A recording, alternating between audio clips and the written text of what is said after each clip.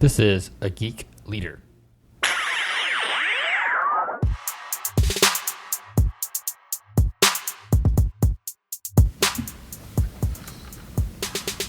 Hey you guys, John Rauda back again with another episode of A Geek Leader podcast. And today on the show, I'm going to be interviewing Marin Wolfe as an industry leader, but not as representative of the IBM Corporation. So all of his thoughts, views, opinions, or anything that he talks about is based on the wealth of experience that Marin Wolfe brings, but not that of IBM necessarily. So also want to continue our call to action to go to ageekleader.com/breast cancer to donate for Breast Cancer Awareness Month here in October. That'd be awesome if you guys can do that. And also, this episode, we talked about a lot of cool stuff. I really enjoyed talking to Martin. So with that being said, give it up for Marin Wolfe. And we're live, and I'm here today with Marty Wolfe, who is a distinguished engineer at IBM. And Marty, you also serve kind of a role of as a CTO for a pretty large company. Can you talk a little bit about what your role is at IBM and how you got to where you're at? I sure can. So as you mentioned, as a distinguished engineer, there's about 500 of us globally out of a population of 350,000 employees. And so we're appointed by the leadership of IBM to take on whatever role is most important. And my particular role, it's called CTO, and there are many different ways that you can be a CTO. And in my particular case, I am the CTO or lead of all things technical for the work we do at a particular customer of IBM. And this customer happens to be a Fortune 10 sized company, which means in this case their revenue is in excess of $65 billion. So we do a lot of work at this company, and my job is to be the leader of everything technical that IBM does with them, which is quite a bit. And so I have the role of CTO in this particular work that I do at the moment. I've had other different roles in IBM over the years, but which is kind of a cool part of IBM. You get to do a lot of different things. But in this particular case, I'm the CTO assigned from IBM to this big customer. I'm not their CTO, but I'm the leader of everything technical that we do at this right. company. So you probably work closely with their CTO or CIO, I'm imagining. I do. I spend actually about 50% of my time with many of their business leaders and business practitioners, as well as a lot of the remainder of my time with a lot of their technical practitioners and their technical leaders. In fact, their CI up to their CIO as well. That is correct. Okay. So when you're in a role like that, I'm imagining that you have direct reports that kind of come in and out that are maybe, for you a portion of time or all the time, or how does that work? Well, in IBM, it's a matrix organizational model. So while they may have a manager, and this is the way it is in many organizations, many IT organizations, you might have a person you work for. They're your HR manager, your first line manager. You might actually take direction from somebody else. And so that's how it works in this particular situation. While the folks that come and do work for initiatives that I've started with this large company, between IBM and this large company, while they don't report to me in terms of their official manager, they take direction from me while we're working together. And so these folks can be anywhere in the world with any level of skill and any level of experience. And I'll build a team of folks to go do something important. Either we try or we deploy. Sometimes it's a prototype. Sometimes it's full production. Sometimes it's fixing a problem that's occurring right now. And I form these teams dynamically sometimes. And so while we have those teams executing, they take direction from me. But it's an interesting point, John. I believe in this sort of servant leader mentality. I provide guidance, direction, but these are experts. These are people at different levels of experience, and they're intelligent, if nothing else, even if they're not experienced. And so my intent is to provide a lot of guidance, but to let them be free to innovate and to execute in the best way they think. And so that seems to work very well, especially when you have disparate teams. Yeah, is that something that you've had to develop over time? I know for me, when I first got into management or leadership, it was really hard for me to kind of step out of the way of other people and let them do their job, because I always had this, I don't know if it was ego or if it was not trusting fully. I'm not exactly sure what it was, but it was difficult for me to step out of the way. Did you have that trouble, or were you, or how did you develop this ability to kind of be a servant leader and step out of the way and just guide people? I definitely had that trouble. In fact, I was convinced I was not only the smartest person in the room, I might have been the smartest person everywhere. And when I was very new at this, and I do find that was an early challenge, and it is for many. It is for many really, really smart folks, many people that are a lot more intelligent than I am.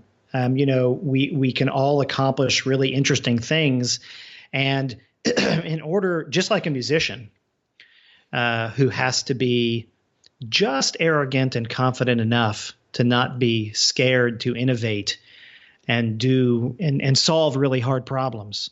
The same thing goes with those in technology.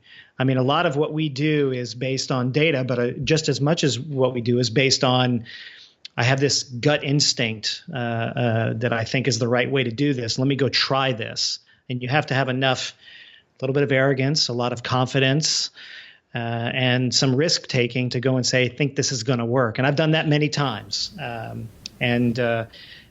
Mostly it's paid off. A few times it's been really hasn't gone well, and you learn from all of that. But yeah, I think that's a really important. From a leadership perspective, what I've had to learn over time is, and I'll give you one anecdote. I was on a very large project, very, very large project, and we had about 250 people. Building something very complex for a big organization, and this was going on. This was a multi-year project, and we had to do releases every 6 months. And so I was, I think, relatively speaking, quite young in my career or new in my career, and I was the chief engineer for the entire project. Mm-hmm. I was by no means the most experienced engineer there. And most of the people that were on my team were 10 to 15 years older than me. And they were quite skeptical. It wasn't that I wasn't intelligent enough. It was, could they put their faith in me as somebody who could guide them, but let them be free to do the things that they needed to do in the way they needed to do them, and also keep us cohesive as a team. So I really learned this idea of servant leadership, as well as, building cohesion, building an identity in that group. And so I remember the one particular place where where I think I crossed the line positively into becoming a real leader was, we were all getting ready for a big deployment. Things were going very well. The deployment was in place and moving forward very nicely. And the very senior leader on the project, a very, very senior executive in IBM at the time, told us, we're all going to stay over the weekend. And none of us believed that we had to do that. And we had we'd just been burning the midnight oil for a year, it seemed like. And I spoke up, and I said, well, actually, my architecture team is going to go home and take a rest. I said, we'll be by the phone in case something happens, but we don't need to all be here in the building. And, I think we need to, provide some balance. Mm-hmm. And it was interesting that, we went ahead and did that because it was the right thing to do for the people, and it was the right thing to do for the project. And it really built my credibility. And so I think providing, making sure that your team, if you're leading a team, knows that you've got their back, but that you're also going to be constructively critical to them. If you combine both of those things, you'll build trust, you'll build cohesion, some amount of loyalty. And it doesn't matter whether they're older, younger, more experienced, or less experienced than you. You'd be surprised how this concept spans cultures. I've had teams that are made up of folks from all over the world. and with all different approaches. And this seems to be a consistent methodology that works well for me. When you were saying, hey, my team's going home, and I guess that took a lot of bravery to actually step up and say that. Yeah, it was calculated.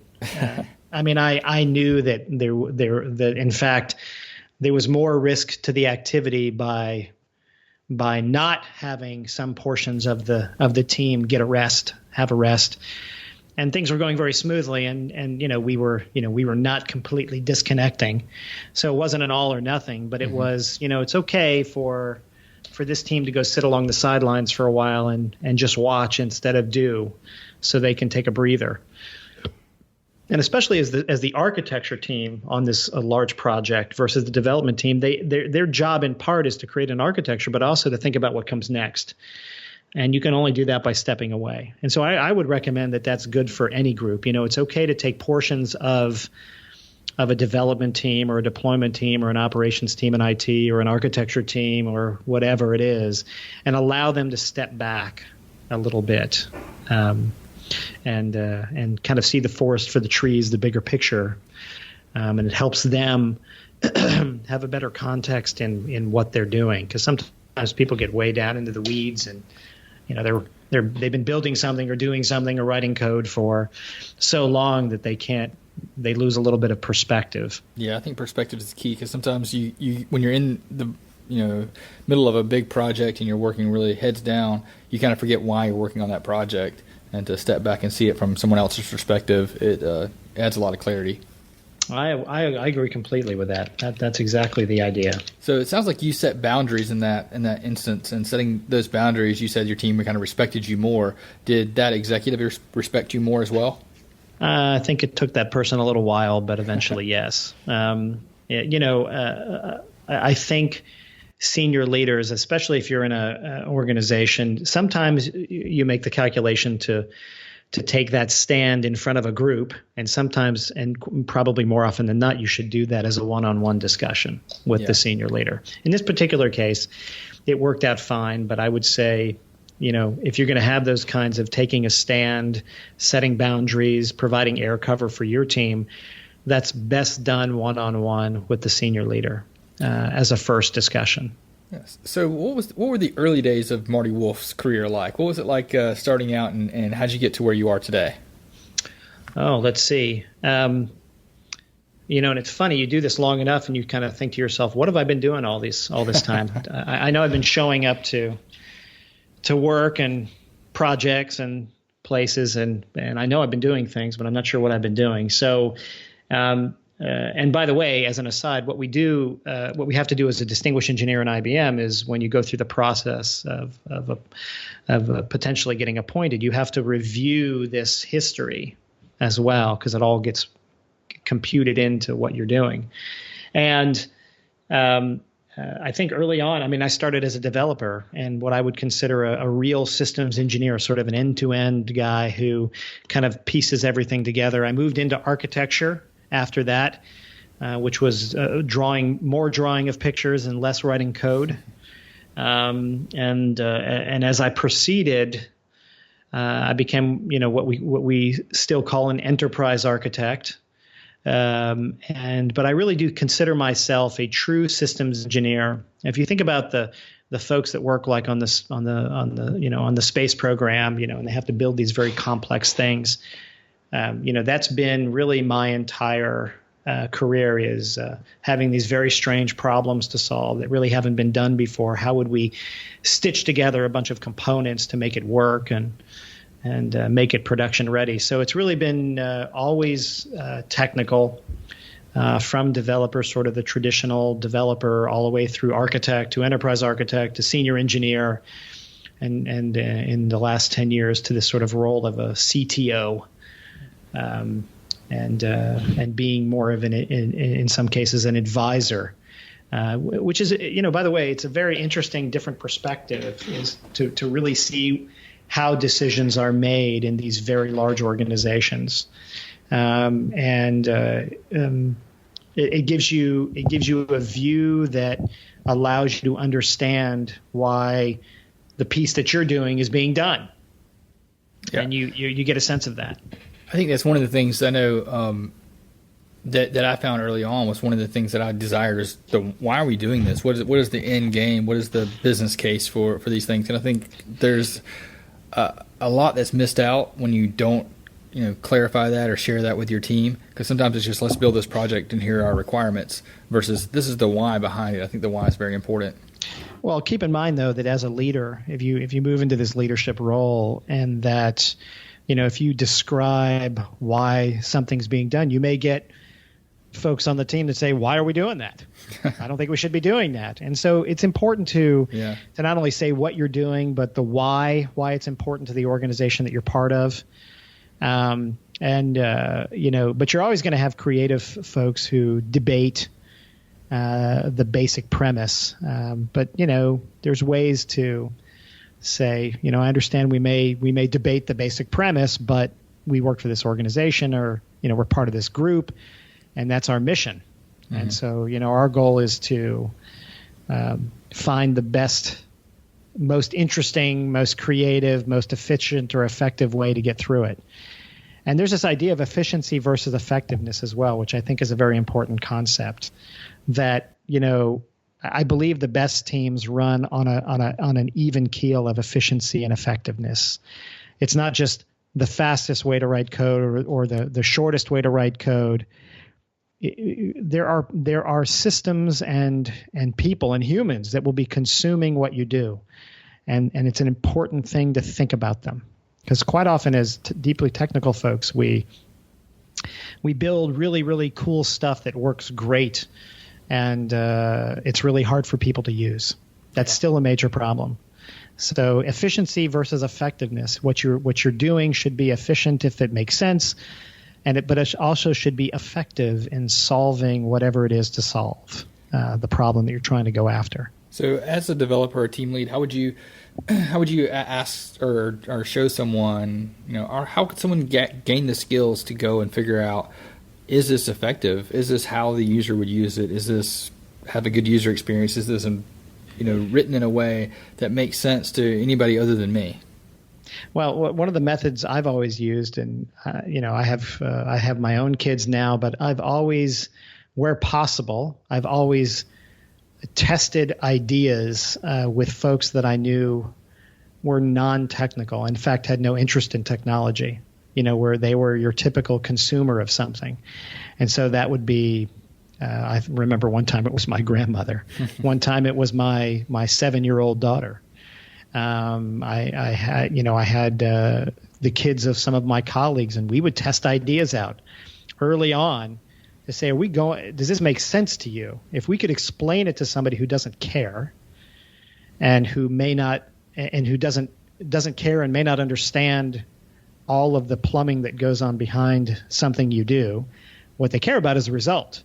And if you can explain it to somebody who doesn't care and doesn't understand, then I think you have a good way to get a handle on, what is it we're actually doing? Why are we doing it? And what's the end goal? And it kind of keeps you mentally calibrated, I find. And it's a little bit of a strange thing because you have to figure out, how am I going to describe this? I always tell folks on my team, if you were going to describe what you're doing to the CEO of this large company we're all providing solutions for, and you had 20 or 30 seconds in the elevator with them, what would you say? The elevator pitch, huh? That's pretty tough. Yeah, it's the elevator pitch, but everybody is capable of coming up with something like this for the piece that they're doing, and it really is, I think, a good technique that I have found. It makes us all rethink, and if you can describe it, and by the way, anything can be described this way, pretty much. If you can figure out a way to describe what it is you're doing in a few sentences, that can be a really effective mental technique to kind of get your head wired properly. I think that goes down to strong communication skills. I know one of the things that I don't remember if it was Mark Twain, it was some author that he wrote one time that he wrote this book to be 120 pages because he didn't want to spend the time to make it 90 pages. You have to take more effort to shorten something up than you do to write something long. And I try to tell my team, you need to be able to say the important things that you need to say in 4 sentences or less. And if it takes more than 4 sentences, let's have a conversation. Absolutely right. And, there was a book that somebody from Microsoft had written some years ago, this sort of project planning book. And I don't remember the name of it, but I remember reading parts of it. It was an excellent book, but I walked away thinking that it's not just about creating the right plan or the right architecture. It's what is the precise goal you're attempting to achieve, and that actually goes to helping you build really excellent requirements and just building what is needed and not embellishing. And the world has moved towards this minimal viable product approach and fast fail approach to solving problems, which I think actually is pretty effective because it crystallizes things and sort of puts things in a crucible to get down to just what's core and what matters. Mm-hmm. Does it need to scale to 50 million simultaneous users? Well, that would be cool, but I'm not sure it needs that. Yeah. Or will ever need that, as an example. No, I think that's really good. I want to get back to the communication a little bit. Being able to say something in a concise way that tells a story or makes sense is really important. What are some of the challenges that you've seen when it comes to having your team communicate and work together? Well, it's the myriad of tools that everybody comes to the table with. That's one aspect of it. I think there's sometimes a cultural differentiation, although that's not as big of a deal as some people may think. Mm-hmm. I think as people, as humans, as individuals who have lives, and we come to the team with our own life, and we come to the table with that. I think the challenge for especially folks that are earlier on in their careers is finding the best set of tools to communicate, is to coming to an agreement with the group on how often and when we're going to communicate and what the expectations are. And also, how do you manage through the integration of your personal life with your work life? This all plays into how effectively you can communicate, because I'm sure everybody's noticed that sometimes you communicate with somebody and they clearly, it seems clear that they don't want to talk, but you need to talk to them. And other times they're quite buoyant and ready and open to talk. And that, so you always have to keep in mind from a we talk about the quantitative aspect, which is the tools we use, and that's a problem. I'll chat about that in a minute. But there's also the qualitative part, which is, we all have lives, and that leads into potential difficulties in communication. And so I think everybody on the team should be sensitive and aware that everybody else coming to the table, whether that's virtually or physically, has their own life experiences they bring. So that impacts communication. And then the quantitative side of communication is the tools. You have Slack, you have Microsoft Teams now, which has come out. You have some people use actually Twitter to do direct messaging.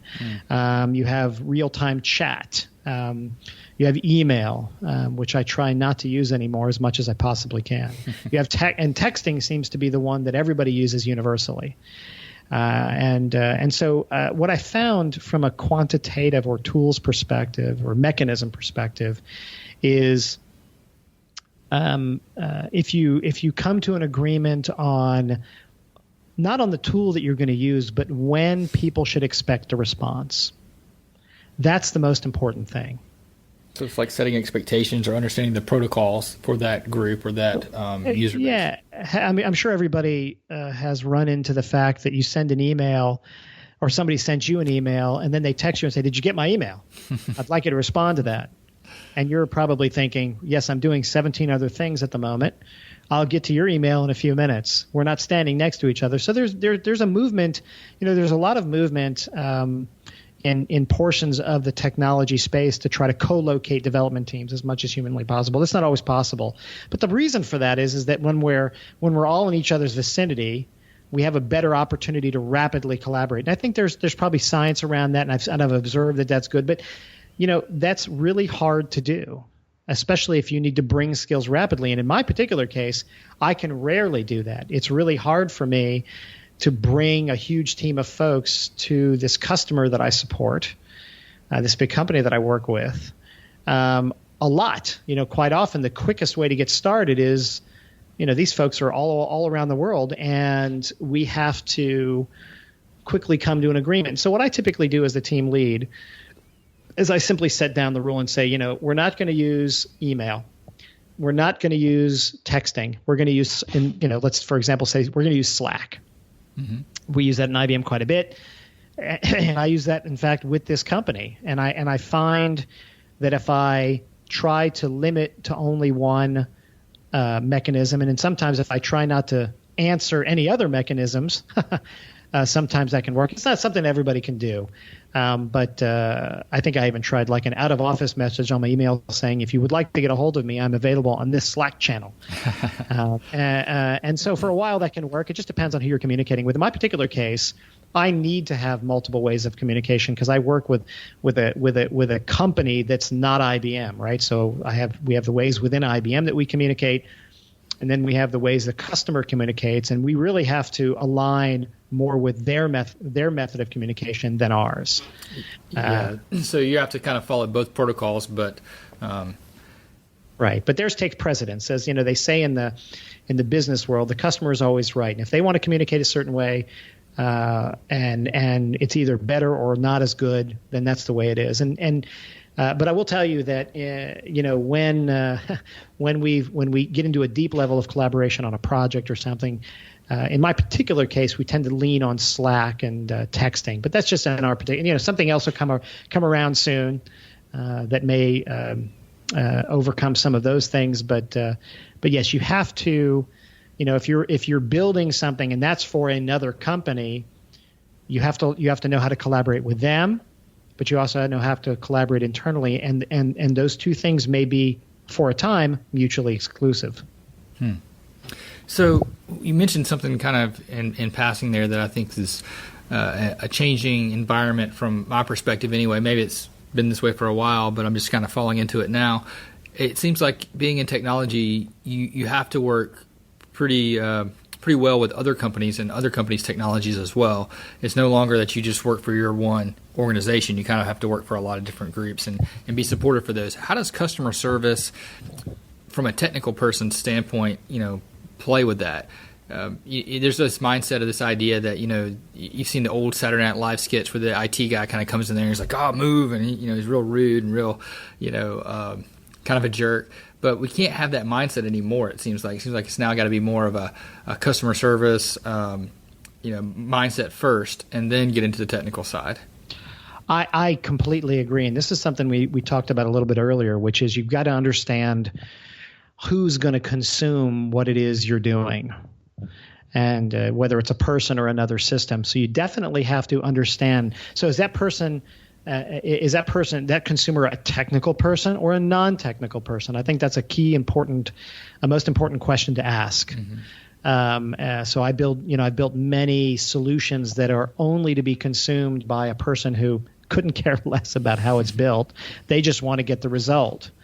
For example, I just recently created a prototype for an AI/machine learning analytics system that did some particular analysis on a domain, but the consumers of all of that were folks on the business side. So that was what was most important to me. I wanted it to run well. I wanted to be creative. I wanted it to be really well structured.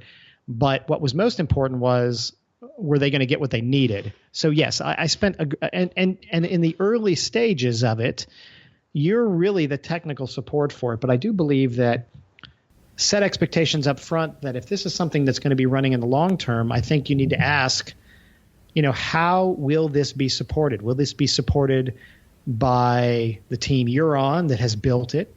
Will this be supported and turned over to this organization who will be consuming it? So we find that, especially with the move towards microservices and software as a service, sometimes the software as a service offering has a very robust support model from the vendor, whether that's IBM, Microsoft, Google, Amazon, whomever it is, that builds these various services, Salesforce. And sometimes they tell you, listen, use this as is, and you're going to use it as part of your application internally somewhere. And so you own the support of this. So I think customer service and support go together.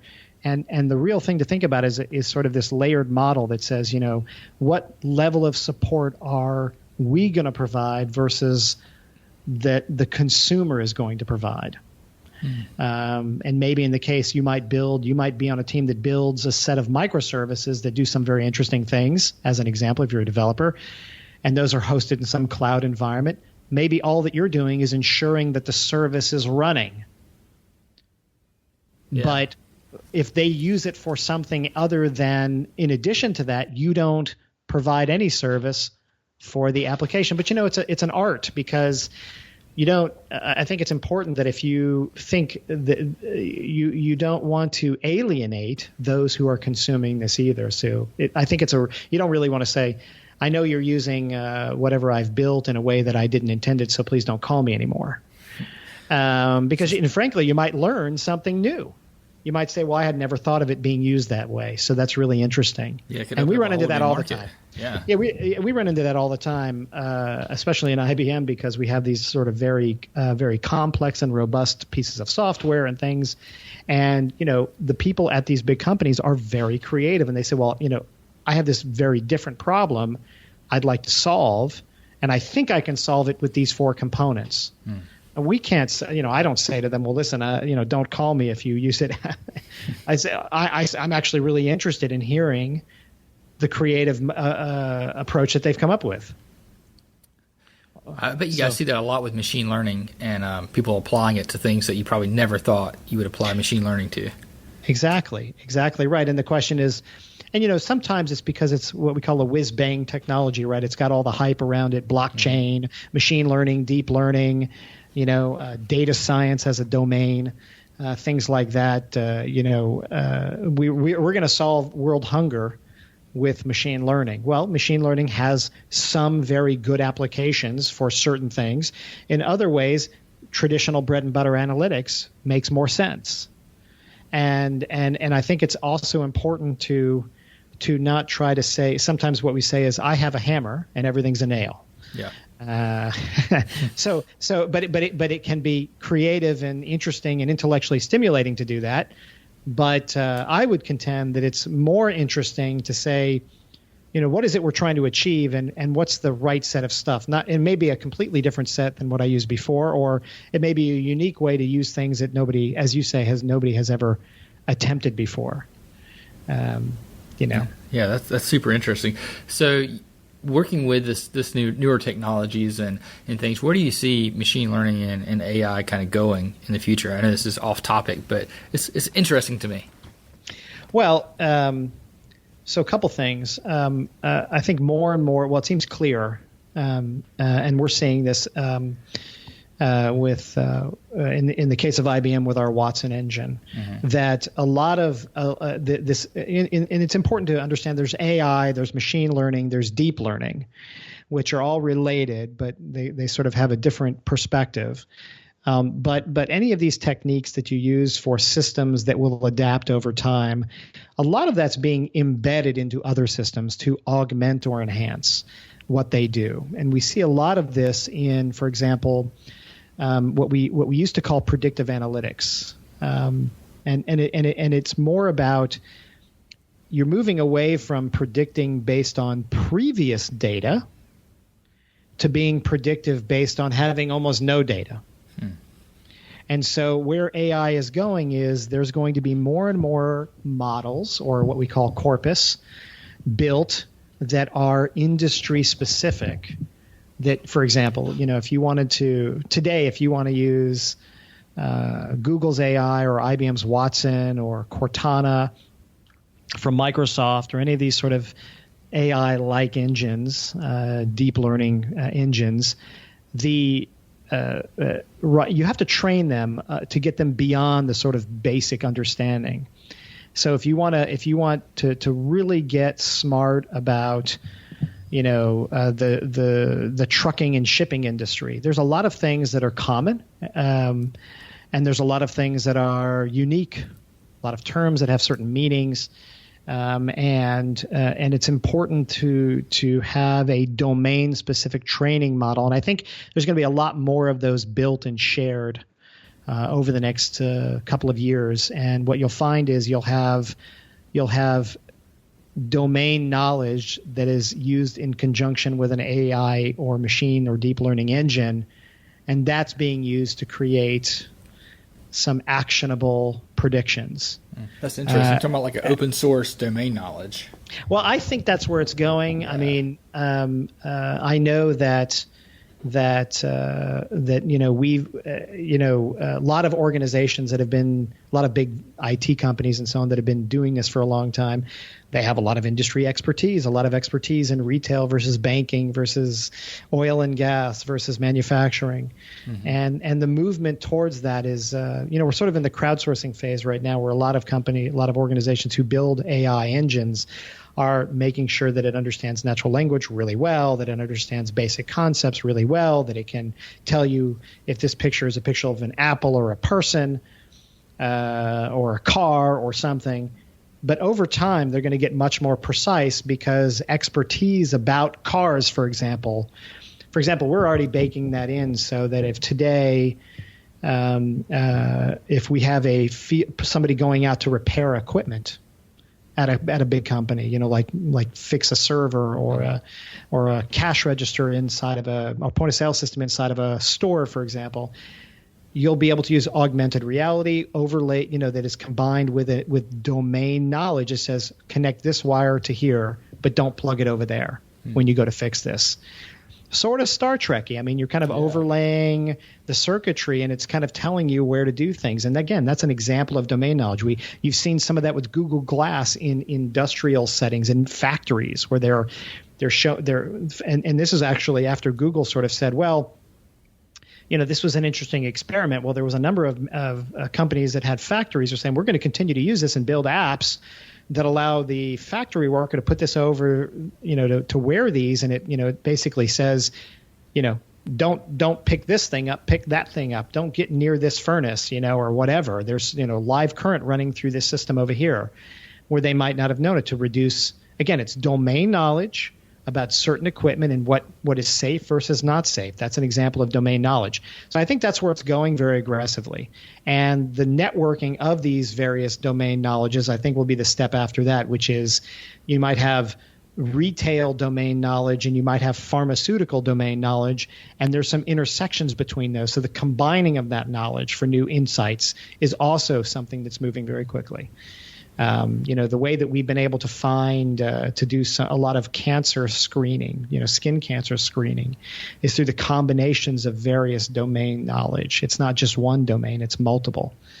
And that's really where the context comes in. So I think you're gonna see the embedding of AI engines into the everyday systems you already use, and I think you're going to see the application of better and better domain knowledge. It's happening very quickly as we speak. So this isn't something you got to wait for 2 years. It's happening now. Yeah, it's crazy to me when I hear about like all the different things that technology can do today versus where it was just 50 years ago. Or even 10 years ago. Even 10 years, or even 5 years ago. I mean, even 5 years ago. So, for example, in continuous integration and continuous development, I just give one other anecdote. There is some, and I don't remember the name, but I've observed some systems where there's AI somehow embedded in the CI/CD deployment process, so that you don't necessarily have to hit the deploy button.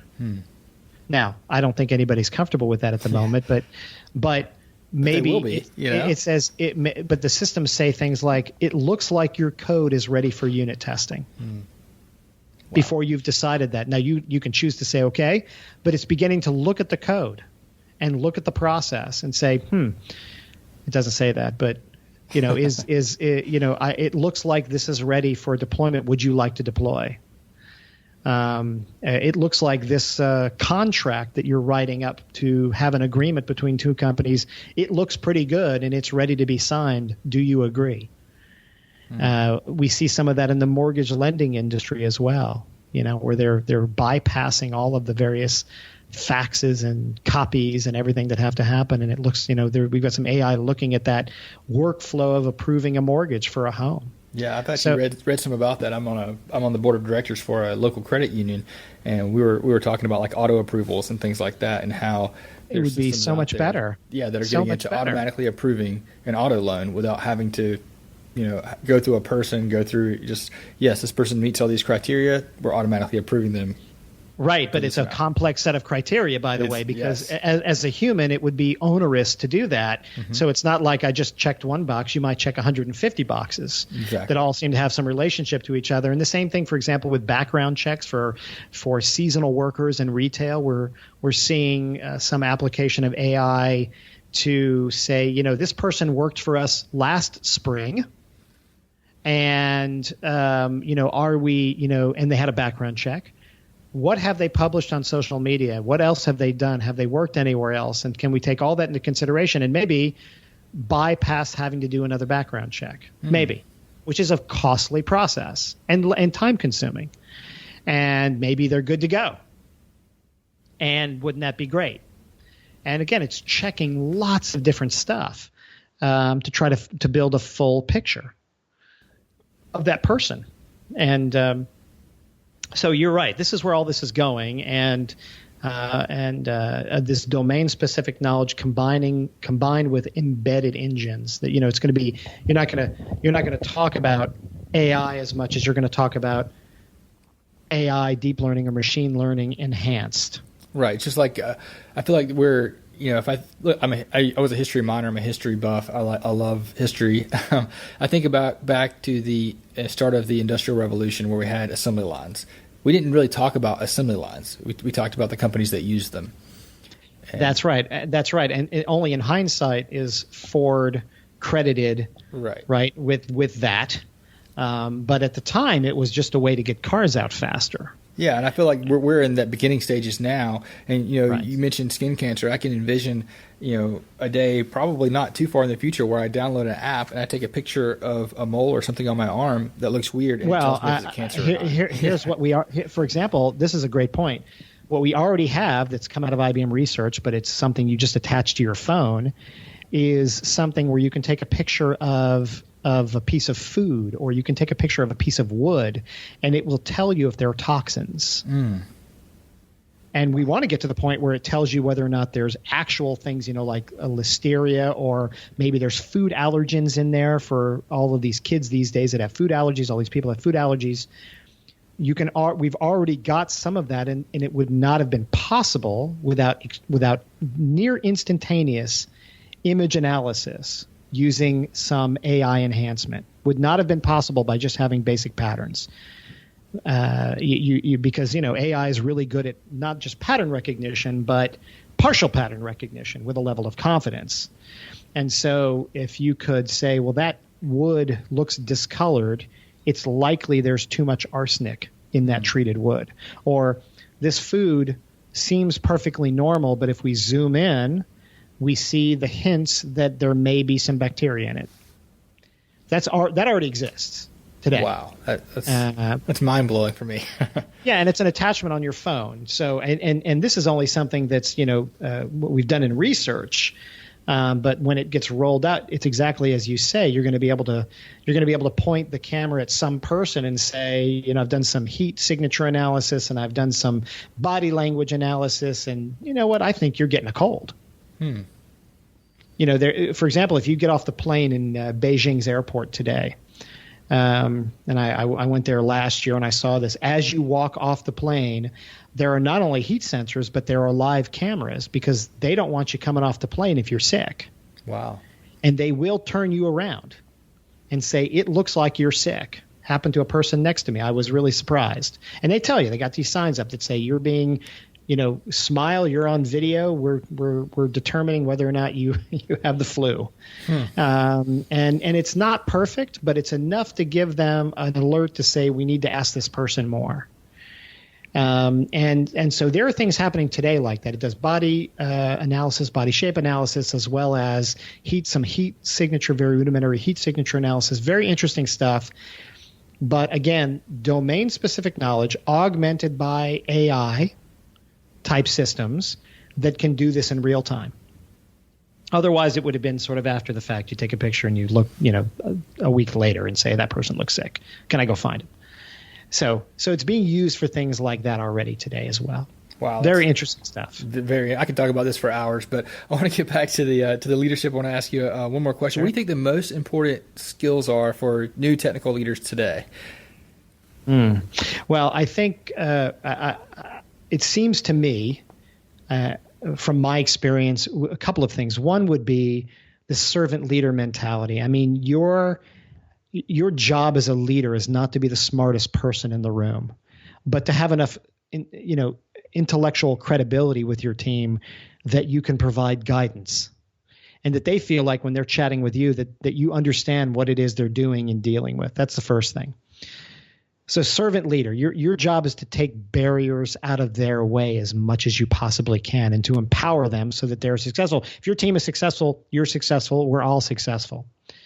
I think the second aspect is to actually understand what each person is bringing, both from their, as much as possible from their personal lives or where they come from, and that all of that is really important and valuable to the team. So that you understand, as people are attempting to integrate work and life, and you need to be sensitive to that. So sensitivity to the work-life integration. I think people used to say work-life balance. It's really work-life integration. Everybody's working this mathematics problem every day. People have families. Some people don't have families. People are from different places around the world. They have different languages. Sometimes your language is not their first language. I mean, you need to be sensitive to all of this. So not only being servant leader is the first thing. Second leader is being sensitive to the work-life integration that everybody is dealing with, whether or not you think they are. Everybody is dealing with it at different phases of their life. And so everybody brings unique benefit to the team based on themselves and then I would say the third thing is that you, as a leader, you want to make sure you're facilitating the collaboration between the folks on your team. So you should be looking where the folks on your team may not be looking, to say, I noticed you're working. I see what you're doing over here. I was talking to our other team member who's working on something which seems very different. There's some similarities. The both of you ought to get together and have a chat about that, because I think there's some sharing that both of you can do. So building what I call those internal value networks within a team are really important as well. And in a way that they may not think is obvious because, their head may be down in the weeds or really working hard on something. You want to make sure that you're empowering them by collaborating with each other and also bringing in external things that maybe they hadn't even considered. But doing this in an active way. Don't just send everybody an email and expect they have time to read it. I mean, you have to go and sit down with them and say, I was really thinking about what you're working on, and if you could take 5 minutes, take a look at this, because while that may not resonate with them today, it might resonate with them in a week. Yeah, I think that personal touch of going and talking to them makes a big difference. That's right. And then the fourth one I would say is to that very point, which is you need to spend time with each person and make sure that they feel like they have a channel to chat with you when it's important. But you also need to make sure that they have accountability. And that's some senior leaders, and I've seen this from some CIOs in the past, they're really smart and they're really capable and they've really been successful, and everybody on their team feels like they need to check with that person before moving on. As a leader, I think it's important for you to say, you have ownership of this. I trust your skill, but I also trust you're going to come to me and talk to me about what you're doing, but you don't need my approval. Mm-hmm. I expect that you're an intelligent person who can make thoughtful decisions. And if you don't have the answer, reach out to your colleagues, reach outside the team if that's appropriate, and also come to me for advice and counsel. But each person needs to feel accountable for what they're doing, and also feels that you're going to provide that feedback, but you're also going to provide that air cover. Yeah, no, that's really good. The way you said that air cover reminded me of Simon Sinek's book, Leaders Eat Last, where he talked about. That's exactly right. Leaders eat last. That's a servant leader mentality in my view. Yeah, because that's really good. If the team is successful, you are, and that's just the way it is. And I've noticed just that in every situation. Mm-hmm. And if you don't give people that opportunity to make the decisions and you don't trust them, you'll never grow the good leaders underneath you. They'll never have that opportunity. You won't. And if you think about it from a selfish motivation for a moment, you're only human. Mm-hmm. You can't be on 24/7. You want a team that can execute while you maybe take a little bit of vacation or something. I mean, it's okay to have your own work-life integration as well. So being a servant leader doesn't mean you don't have a life. And so, everybody comes to the table with this. And so making it so that there's cross-training on the team and that everybody feels like they'll have everybody else's backs, so to speak, is just as important as you providing air cover. Everybody should be providing air cover for everybody else. And you should facilitate that because that makes that team really work much more effectively, stay on message, stay on mission, mm-hmm. and stay loyal to each other even after that initiative is done. It really and you may do other really cool things together in the future. No, that's really good. I really appreciate you taking the time to talk with us today. I feel like I've learned a lot, especially about servant leadership and even about AI. I really appreciate it. And is there anything that you want to add before we call it a day?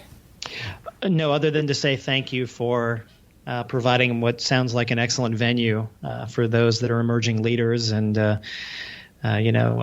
I'm looking forward to, hearing from your listeners if needed. You can catch me on LinkedIn. So, and thank you, John, for reaching out so that we could have this chat. All right, thanks, Marty. And I'll put a link to the show notes to your LinkedIn profile if anybody wants to go there and send you a message or something like that. Yeah, very good.